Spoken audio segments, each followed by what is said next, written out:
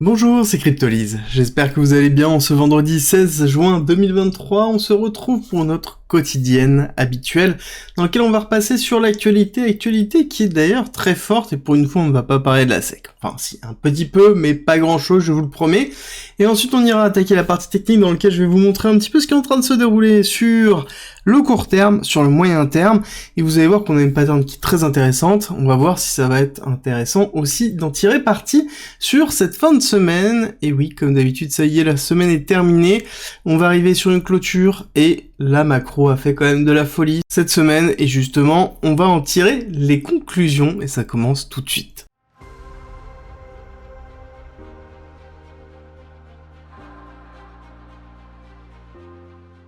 On commence tout de suite avec une nouvelle de Fantôme qui est très intéressante. Alors Fantôme, vous savez que je suis régulièrement Fantôme, je fais souvent des vidéos updates dessus, et notamment un vote dans lequel j'ai participé aussi pour déterminer le nombre de FTM nécessaires pour la validation qui a été diminué drastiquement, et maintenant il faut uniquement 50 000 FTM pour pouvoir devenir validateur.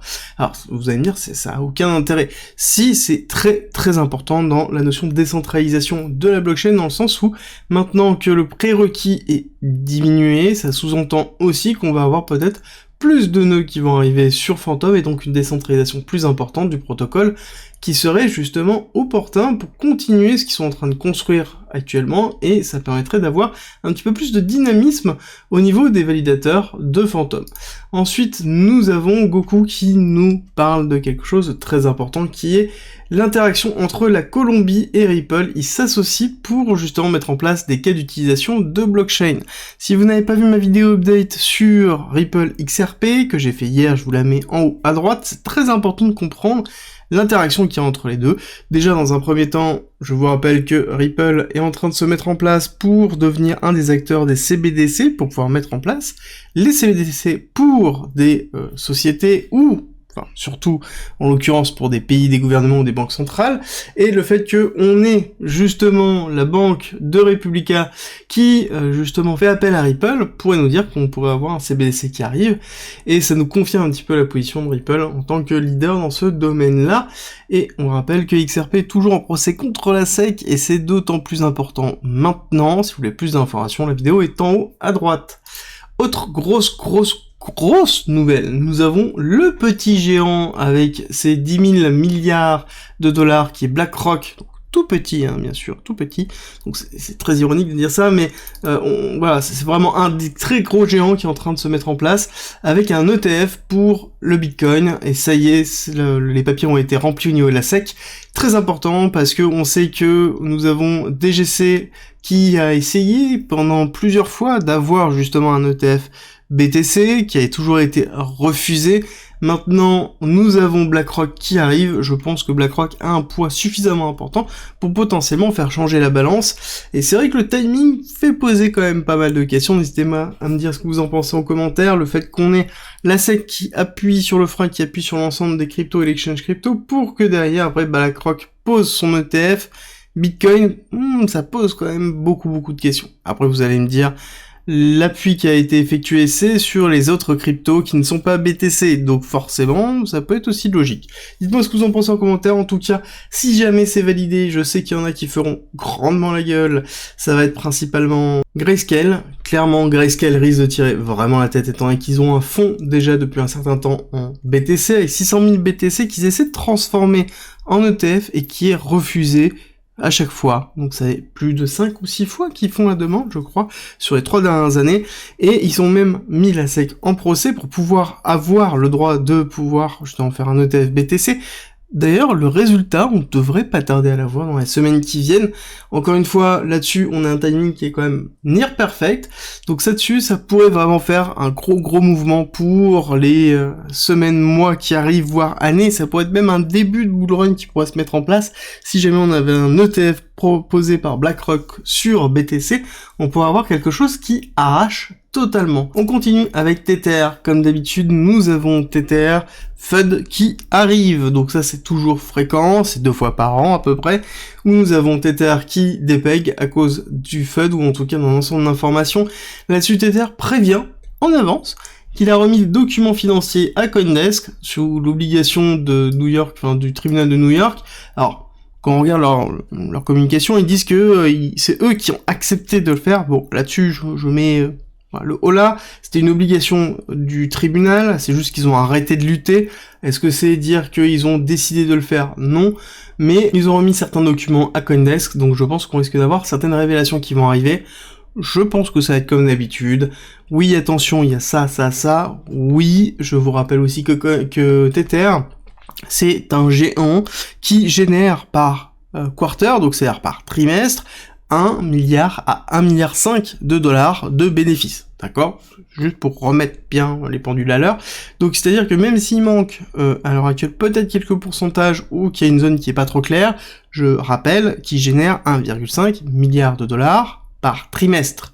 Donc ça veut dire que il n'y a pas trop de problématiques de mon côté, et Tether est toujours là depuis Mathusalem, et ils n'ont pas bougé, ils ont eu beaucoup de fun, ils n'ont jamais dépayé réellement, et ils tiennent toujours leur repay, donc pour moi ça fait partie des institutions un des piliers qui bougera pas forcément beaucoup. Oui, on peut avoir du FUD, mais comme d'habitude les personnes vont faire de l'arbitrage comme ça a été effectué ici sur la pool de liquidité de Curve qui s'est déséquilibrée. Alors si vous ne savez pas ce que c'est la pool de liquidité de Curve, c'est une pool de liquidité dans laquelle on a du DAI, de l'USDC et de l'USDT qui permet de faire des transactions entre ces trois stablecoins. Il y a eu un déséquilibre très fort dans lequel on a eu énormément d'USDT qui était stacké dedans, donc ça sous-entend que les personnes se débarrassaient des USDT pour avoir soit du DAI, soit de l'USDC. Et forcément, ça sous-entend qu'on a eu un petit dépay de l'USDT. Qu'est-ce qui s'est passé? Des personnes ont racheté l'USDT à plus de 50 millions de dollars pour faire justement du bénéfice. Ils ont racheté globalement de l'USDT à 0,997 et ont revendu du coup à 1. Donc ça fait pas grand chose par transaction, par USDT, par 1 dollar. Mais par contre, quand on a 50 millions, forcément ça commence à faire, et forcément ces opportunités d'arbitrage, il y en a 2 fois par an, et ça marche toujours très bien, le FUD Tether. Ensuite nous avons au niveau de la macro, pas grand chose, on a bien eu un petit 4% qui a été proposé par notre ami Lagarde au niveau de la BCE. Bon, ce qui est logique, on continue à monter des 0,25. Clairement, on ne pourra pas aller aussi haut, je pense, en Europe que sur la Fed, donc il va falloir prendre plus de temps pour avoir une diminution de l'inflation. D'ailleurs, les chiffres de l'inflation en Europe, c'est aujourd'hui 11h, donc ça devrait pas tarder. 6,1 comme target, ça me semble tout à fait logique. Peut-être aller toucher les 6, mais ça va prendre, encore une fois, beaucoup de temps, parce que je rappelle qu'on est grandement touché en Europe, notamment par la crise énergétique, forcément avec la rupture du gaz russe. On attaque maintenant la partie technique. Nous sommes donc en weekly ici, bientôt notre clôture CME qui est en train de se poser doucement sur la R, sans extension. Donc la journée d'aujourd'hui va être très importante dessus sur la clôture de la bougie. Là-dessus on va avoir quand même pas mal d'informations à juste décaler, comme ça vous voyez bien qu'il y a eu une extension et un ravalement. Et oui, il y a eu un ravalement important. On va le voir tout de suite, où on a bien la journée d'hier qui a ravalé une grosse partie, dans lequel nous avons ici retesté une zone importante qu'on ira voir tout à l'heure. Alors, il y a plusieurs choses qui sont en train de se mettre en place, plusieurs théories. Donc nous avons un canal descendant en daily qui est en train de se mettre en place, dans lequel on a fait une touche haute et on est en train de se diriger vers toucher la partie basse de ce canal. On a une théorie avec justement cette trendline de support qui a fait justement la première partie de l'accélération, le retracement et l'accélération haussière. On est en train de se diriger vers cette trendline qui correspondrait ici à une rupture aussi avec un croisement des 2 canaux qui se ferait à cette zone-là, et qui correspondrait aussi justement au retest de la rupture de l'AR. D'accord? Je rappelle qu'ici on a une accumulation SCAR, ST, STB, prise de liquidité, accélération haussière, retest ici, accélération haussière, cassure. Mais avant d'avoir cette cassure, on a eu un break ici, et donc là on a une grosse position, un gros order block qui est en place, donc là on est en train de le retester, on est en train de retaper dessus. Est-ce qu'on irait pas justement chercher un petit peu plus bas, chercher un petit peu plus de liquidité pour repartir? Les liquidités, aujourd'hui je vous présenterai quelque chose qui va être assez sympa, vous allez voir, mais vous allez voir aussi que 24 000 n'est pas forcément la zone forte en liquidité, on ira voir ça tout à l'heure.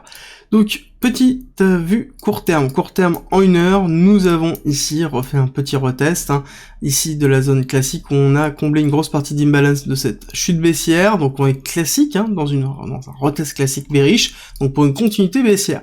Très important, c'est exactement ce qu'on a eu ici, d'accord? Cassure baissière, on reteste, c'est exactement ce qu'on avait planifié la dernière fois, Pareil ici, c'est ce qu'on a planifié.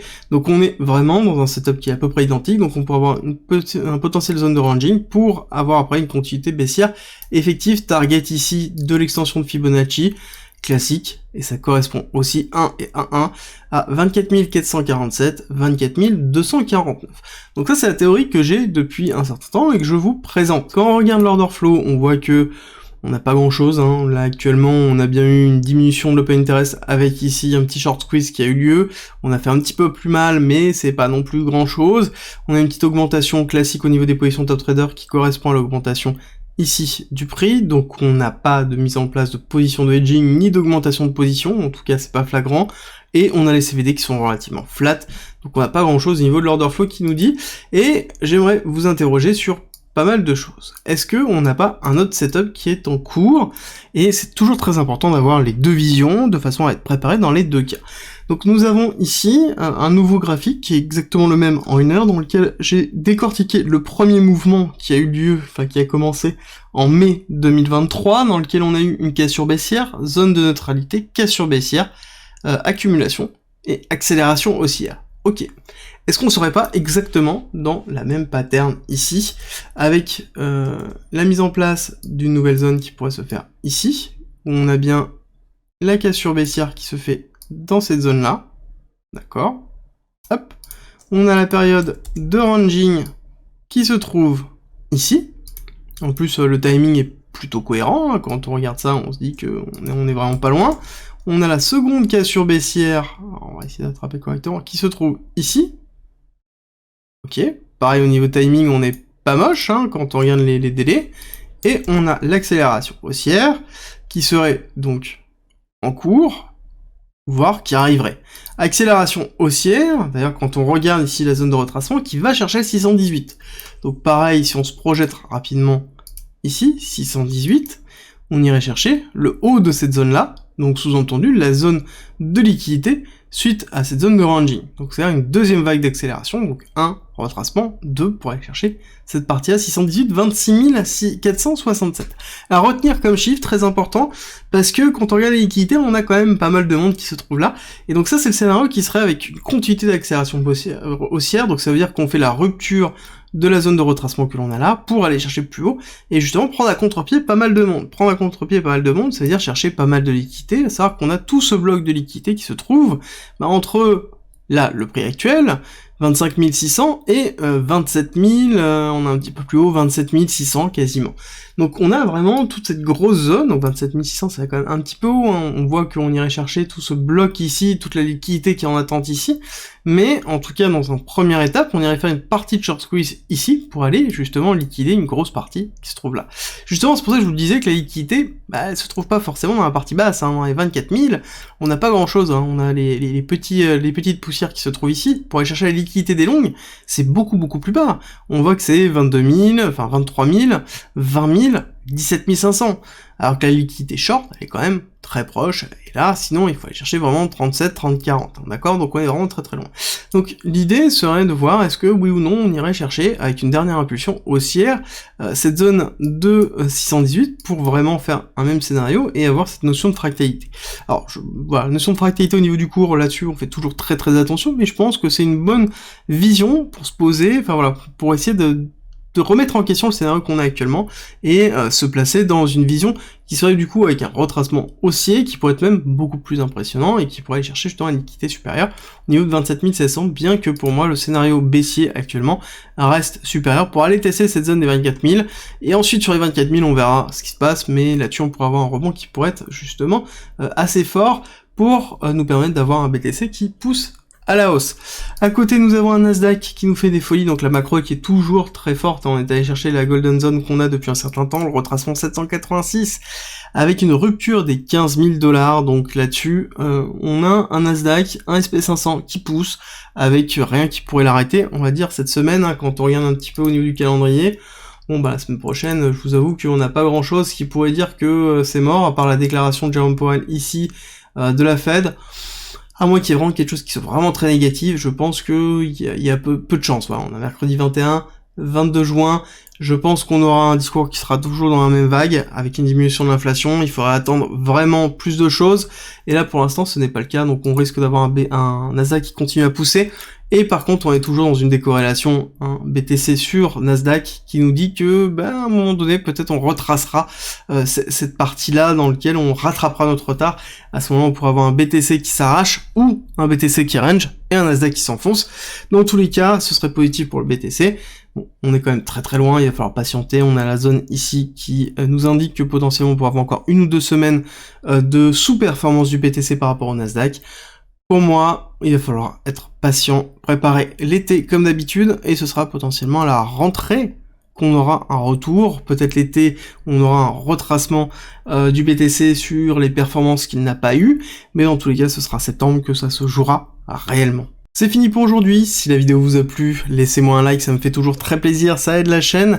Et si vous n'avez pas regardé la vidéo d'analyse et d'update sur XRP Ripple, je vous la mets là, de façon à ce que vous puissiez rattraper votre retard. Et je vous dis à tout à l'heure, 13h30, pour une nouvelle analyse, update un petit peu plus surprise.